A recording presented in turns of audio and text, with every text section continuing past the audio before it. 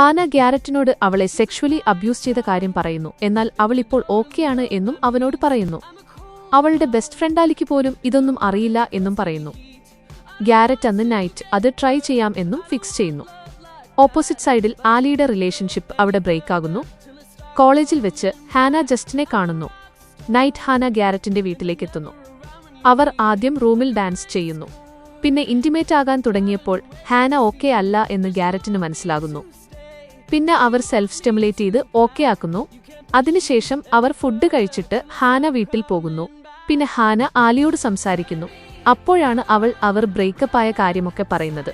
പിന്നെ പ്രാക്ടീസ് ടൈമിൽ അവന്റെ ടീംമേറ്റ്സ് അവളെ പ്രൊപ്പോസ് ചെയ്യാൻ ഗ്യാരറ്റിനോട് പറയുന്നു.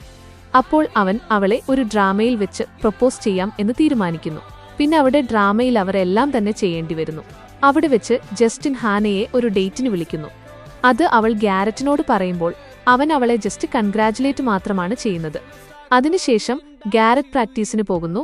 ഹാന ജസ്റ്റിന്റെ കൂടെ ഒരു ക്ലബിലും പോകുന്നു. പക്ഷെ അവിടെ വെച്ച് അവരുടെ കണക്ഷൻ ഓക്കെ ആകുന്നില്ല. അവൾ തിരിച്ച് ഗ്യാരറ്റിന്റെ അടുത്തേക്ക് പോകുന്നു. എന്നിട്ട് അവൾക്ക് പറയാനുള്ളത് അവനെ ഒരു പാട്ട് പാടി കേൾപ്പിക്കുന്നു. ഗ്യാരറ്റ് അങ്ങോട്ട് ഓടിപ്പോകുന്നു. ഓഫ് ക്യാമ്പസിന്റെ ഇതുപോലത്തെ എപ്പിസോഡ് എക്സ്പ്ലനേഷനായി ചാനൽ സബ്സ്ക്രൈബ് ചെയ്യുക.